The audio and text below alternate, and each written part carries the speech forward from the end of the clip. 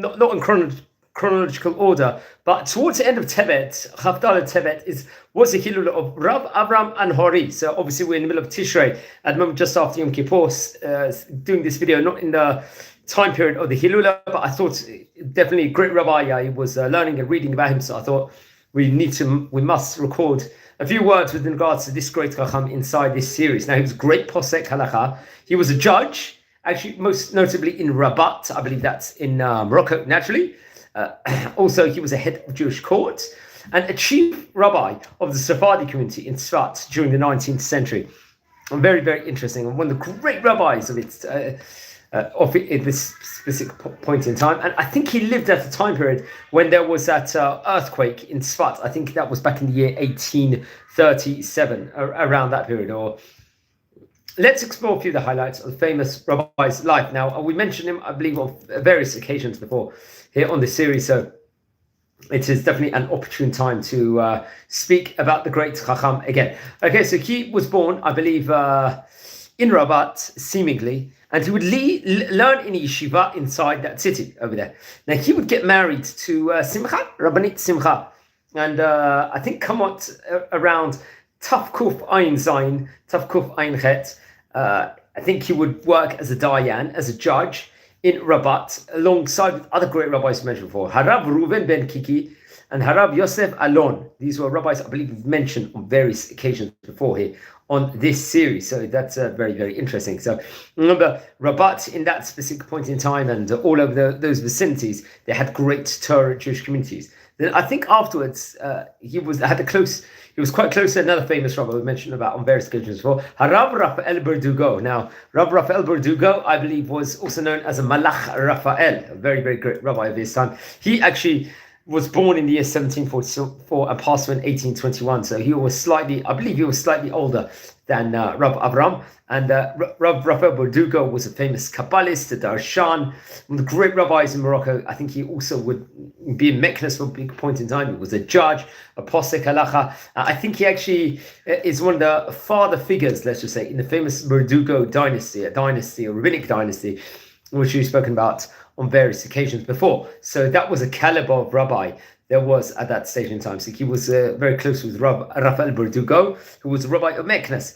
And there was other great rabbis, especially in Meknes at that stage in time. Remember Rav Shlomo Asbag, another rabbi we've mentioned about before.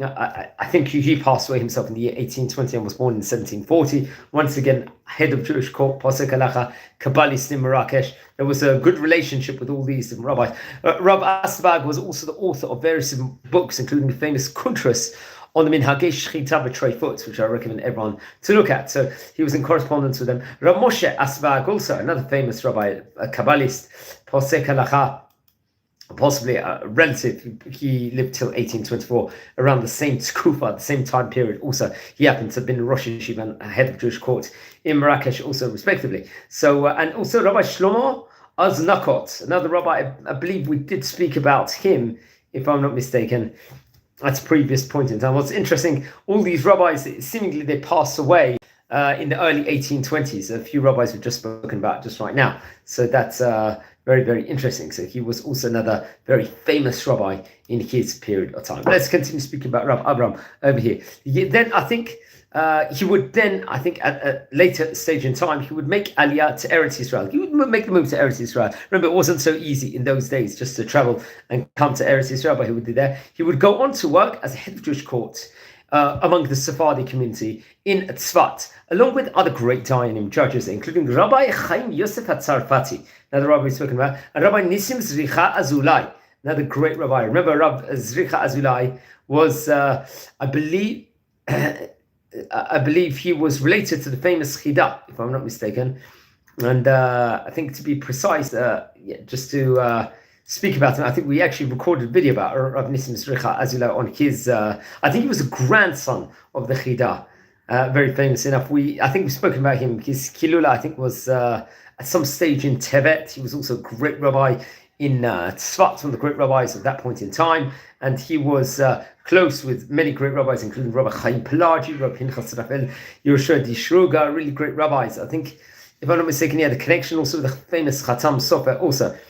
And I think also he would he maybe was a casualty of the Tzfat earthquake, which we're going to mention about in a minute in this video over here. So that was another key rabbi he was close with in Tzfat, Rabbi Nissim Zricha Azulai. Also, other rabbis that were part of this great, let's just say, a contingency of Dayanim will include that. I think, there were other great rabbis also. Now, I think Rabbi Avraham Chaim Adadi, interesting enough, had a connection with them, with Rabbi Avraham over here, and I think there was family connection. He would get married somehow. I'll stick what it says over here. Rabbi Avraham Chaim Adadi shimesh et Rabbi Avraham Anhouri b'prat b'ilchot gitin. So I'm not too sure actually if that was the case or not, but I think they're working together with regard to realms of the laws of gitin in of itself. I don't know if there was a family relation connection or not. That if someone knows, please let me know. Now I think comedy a tough kuf tzadikei. He would I think a shalach geret Ezra lekila karpon trach sheba probanas. I think that is actually based in France in of itself. They would send a letter to that place in of itself.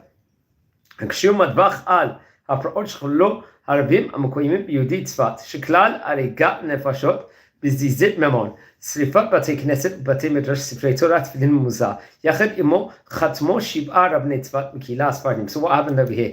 I think another anti-Semitism was always prevalent. We just suffered in England, the United Kingdom just suffered from an anti-Semitic attack yesterday on Yom Kippur, and it was happening over there. I think there was local Arab disturbances, and so they would, I think, send a letter asking for aid within regards to the Sfat Jewish community, because there was a lot of, let's just say, I think a lot of the anti-Semitic problems at that stage in time and sufferings that actually took part. Now it's actually interesting. I think he had the close relation. Kmo Ken, who medbach al yechasei ididot vachva ben kilot Ashkenazim Purushim. The Kila Ashkenazim Chasidim, Kila Tzfardim Be'er. So I think there was a relationship, there was a correspondence with the Ashkenazi community at that stage in time, because remember, there was vast differences, especially among Sephardim and Ashkenazim, but seemingly there was closeness and correspondence at that stage in time in Tzfat.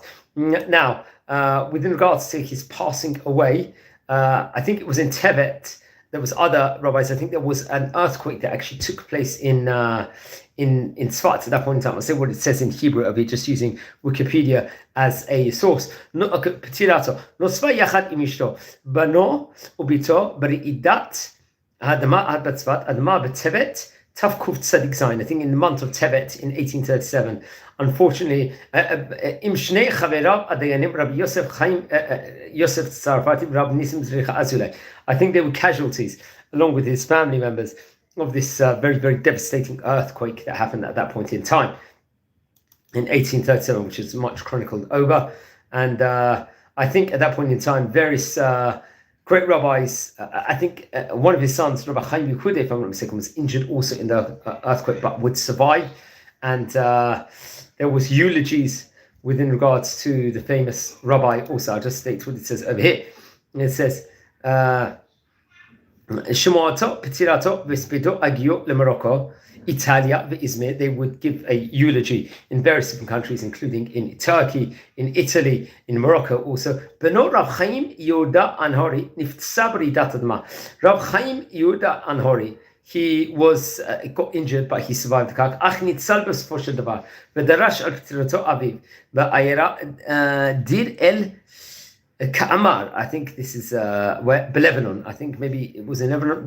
Yamin Nasar Rabbi Chaim et bitosh Rabbi Chaim Avraham Chaim Adadi. So seemingly the great rabbi, his son, would Rabbi Chaim would get married to the daughter of Rabbi Chaim Avraham Chaim Adadi, who was another great rabbi who we mentioned about before in this series also. So that is very interesting. Okay, he wrote some great Torah colossal works, including the Shvot Pskei Din, which was printed, I think, in the Chachmei Dora, I believe. It was originally in manuscript form. Chudushim al Rambam, which was in manuscript form, I'm not too sure if it was published. Chudushim al Hashas also. So that was very, very interesting. But it was a famous rabbi of his time. And this earthquake in itself, maybe we'll say a word within regards to what actually happened at that point in time, because we've mentioned about it before in this series, I believe, on several occasions. This earthquake that actually occurred, we'll just revisit I think it was a Galil earthquake of 1837, or also called the Tzfat earthquake. It shook the Galil. I think it was on January the 1st of that specific year in 1837. And it was on a Sunday also, seemingly. I think different chronicles came about and wrote this. There was a huge damage done, I think. And I think it would shook Beirut also. This, I think, aftermath was, I think there were 3 large aftershocks occurred several weeks after the main event. And I think one in January 16th, January 22nd, and May 30th, 20th also in that stage in time. Various different analyses would take place within regards to this and writings. I'm not too sure how many casualties there were over there, but seemingly it was,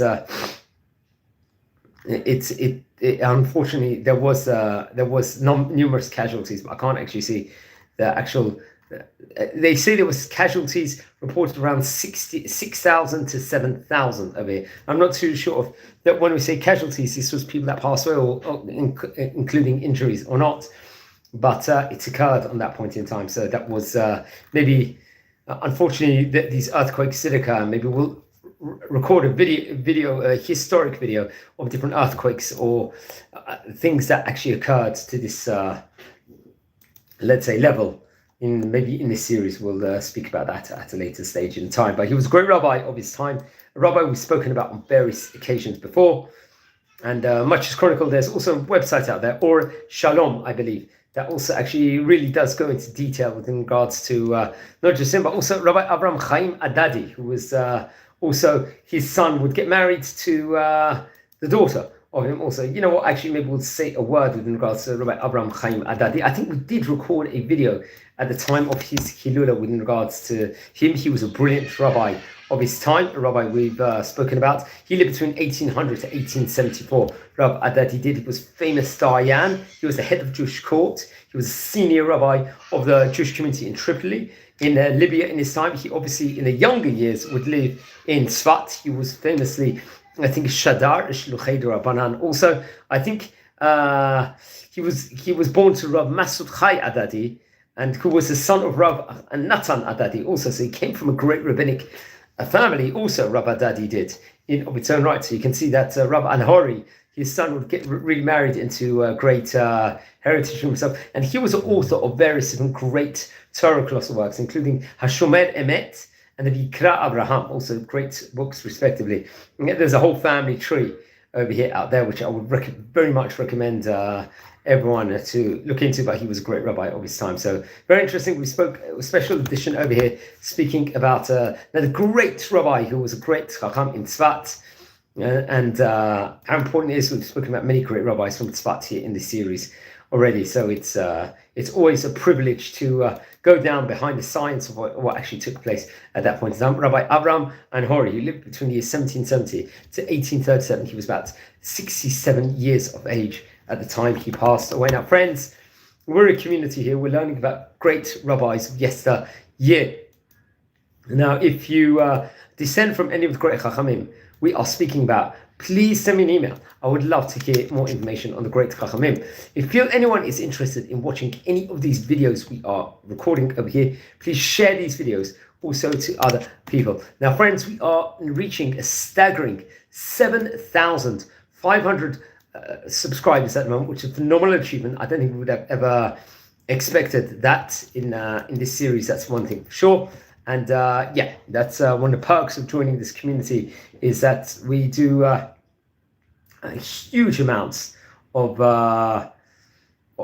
great Torah works in of itself over here. I think it's just very, very important that we continue this. Now, it's actually interesting. On this series, we don't just record videos of great historic videos of great chachamim of yesteryear. What we will also do on this series, we record with great personalities of modern day period over here. That's another big project that we are working on, which I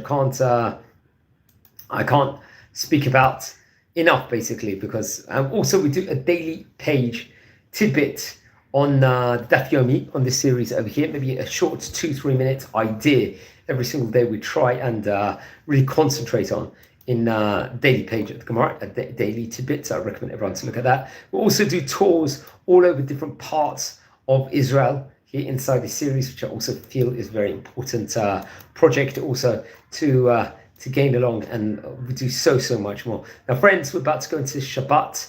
Parshat Hazinu is the penultimate parsha in the Torah at the moment. So please, everyone, don't forget to light candles early also for Shabbat, because obviously we're all reeling from the anti-Semitic attack that actually took place, unfortunately, yesterday on Yom Kippur in Manchester. So I think it's very important that we all maybe try and keep Shabbat a bit earlier this week, and also look over the series of the other videos we've recorded of the great Chachamim of yesterday. So thanks everyone for watching. Wishing all a Shabbat Shalom Mubarach. Take care and blessings here from Israel. Thank you everyone. Please, thank you.